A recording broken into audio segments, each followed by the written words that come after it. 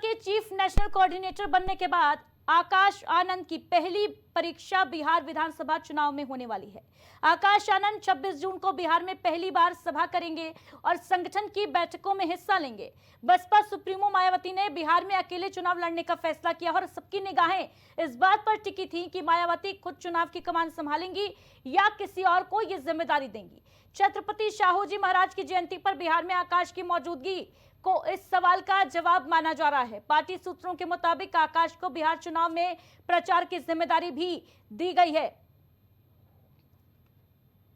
तो प्रश्न यही है कि क्या बसपा के आकाश अब कमाल करेंगे? बिहार चुनाव नजदीक है, सियासी सरगर्मी जो है वो बढ़ी हुई है और इस बीच आकाश आनंद की बिहार में अग्नि परीक्षा होनी है, क्योंकि ये कयास लगाए जा रहे हैं कि मायावती इस बार बिहार चुनाव की कमान आकाश आनंद को देने वाली है।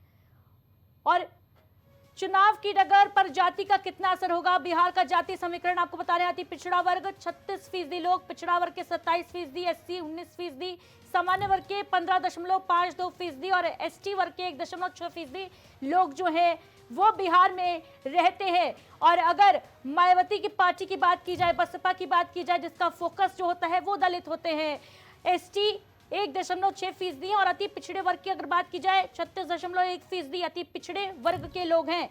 पिछड़ा वर्ग 27.12% और शेड्यूल कास्ट के 19.65%।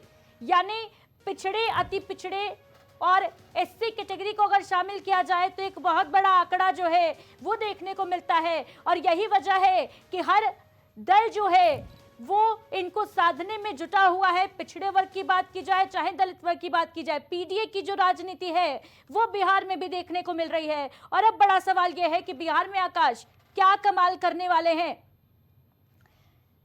हमारे सहयोगी शहबाज हमारे साथ इस खबर पर जुड़ रहे हैं तमाम जानकारी के साथ। शहबाज, बिहार चुनाव करीब है, सियासी पारा जो है वो हाई है और इस बीच आकाश आनंद की बिहार में मौजूदगी किस तरीके से देखा जाए इसे?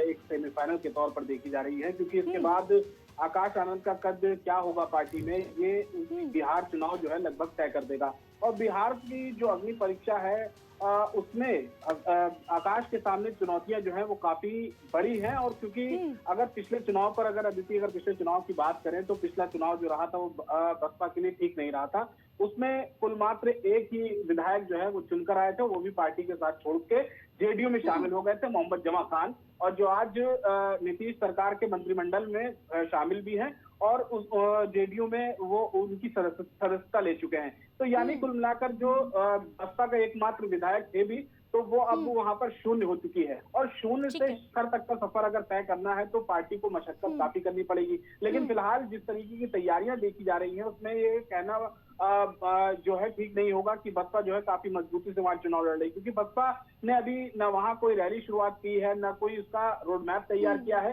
बस हाँ, आकाश आनंद को जिम्मेदारी जरूर दे दी गई है कि आप जाइए और बिहार में जो है पार्टी को मजबूती से चुनाव लड़ाइए। लेकिन बिहार चुनाव के लिए सक्रियता जो है वो बसपा की, बिल्कुल शहबाज, अगर ग्राउंड लेवल पे बात की जाए तो बसपा बहुत ज्यादा सक्रिय नजर नहीं आ रही है बिहार चुनाव के लिए। भले ही पार्टी ने अलग चुनाव लड़ने का ऐलान कर दिया हो, लेकिन शहबाज, जिस तरीके का जो जाति समीकरण है बिहार का, उसको अगर देखा जाए, क्या ये नहीं लगता कि बसपा की चुनाव में इंची अकेले चुनाव लड़ने का ऐलान कहीं ना कहीं जो वोटर्स हैं वो खिसकते नजर आएंगे, वोट कटेंगे तो कभी भी बाकी पार्टियों के? कभी भी बसपा जो है वो सरकार बनाने का रकम बिहार में तो नहीं रखती।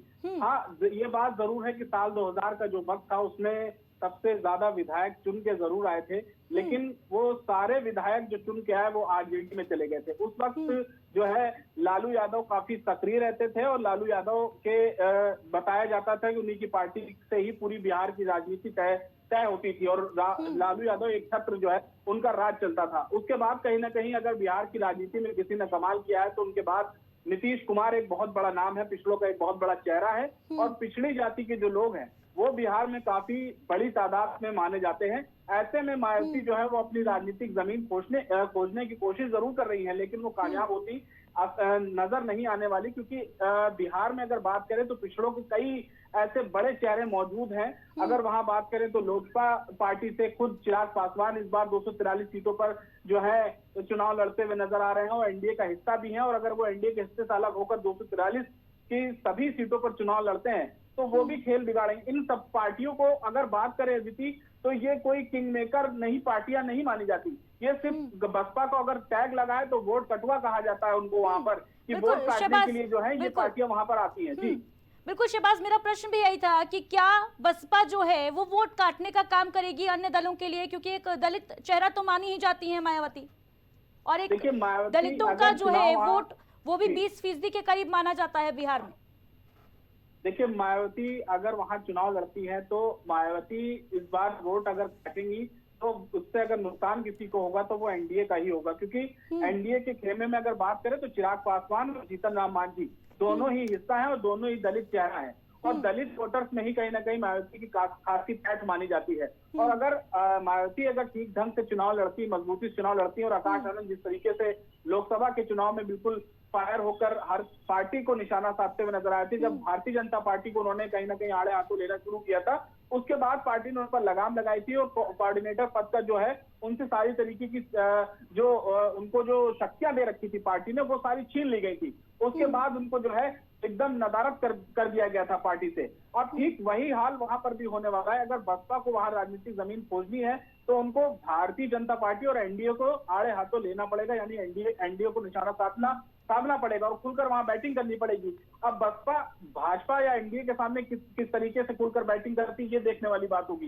ये समस्या है जब भी, और खासकर बसपा के लिए जितने भी विधायक जीत के आते हैं वो या तो फिर आरजेडी में चले जाते हैं या फिर जेडीयू में चले जाते हैं, क्योंकि उनको अपने राजनीतिक भविष्य की काफी चिंता सताती है कि आखिर एक विधायक या दो विधायक रहकर हम करेंगे क्या।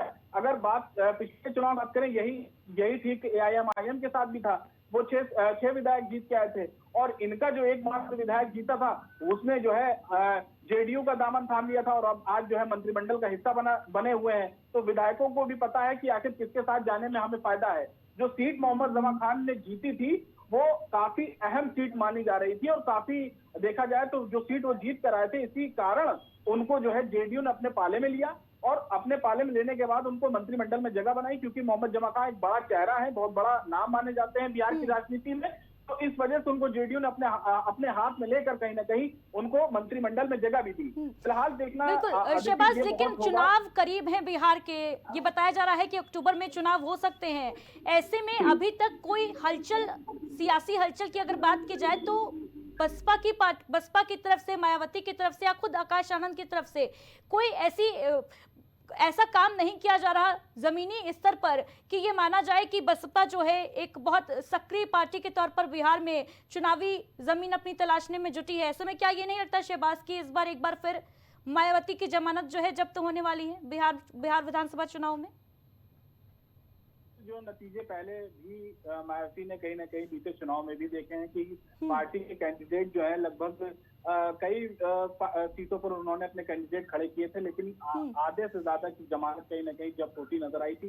हालांकि कुछ सीटों पर बसपा ने टक्कर भी दी थी, कि कई सीटों पर तीसरे पायदान पर भी रही थी और कई सीटों पर चौथे पायदान पर भी आई थी, लेकिन कई ज्यादातर मौकों पर यही देखा गया था कि बसपा के जो कैंडिडेट हैं उनको मुंह की खानी पड़ी थी।